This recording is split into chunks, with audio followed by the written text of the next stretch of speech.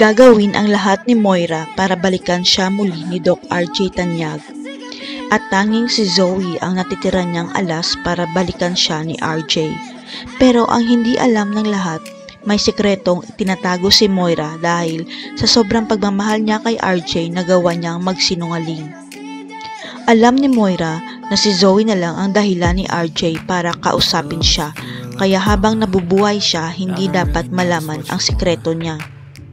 Ang nakakasindak na sikreto ni Moira na hindi siya ang tunay na ina ni Zoe sapagkat hindi siya pwedeng magkaanak dahil sa baog siya.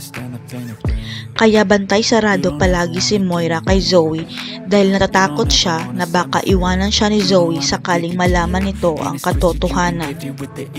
Nagawa lang naman ni Moira na lukuhin si RJ para mapikot niya ito na pakasalan siya dahil sa anak nila at hindi na siya hihiwalayan pa.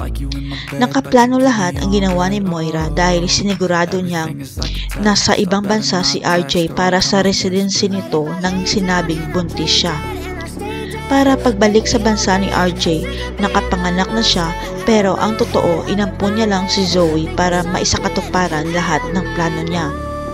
Nagtiis si RJ ng more than 20 years kay Moira dahil buong akala niya anak niya si Zoe kaya napabayaan niya ang totoong anak niya.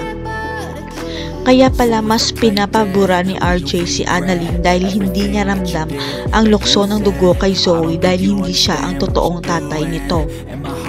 Walang kaalam-alam ang lahat, unti-unting nararamdaman ni Zoe na hindi siya totoong tanyag, kaya sobrang selos nito kay Annalyn. Hindi magtatagal malalaman rin ni Zoe at RJ ang katotohanan na ampun lang si Zoe dahil sa kasinungalingan at kasakiman ni Moira. Si Annalyn kaya ang solong tagapagmana ni RJ dahil ampun si Zoe. Ano kaya ang gagawin ni Zoe kapag nalaman niya na di siya isang tanyag? Abangan. I feel diluted, my heart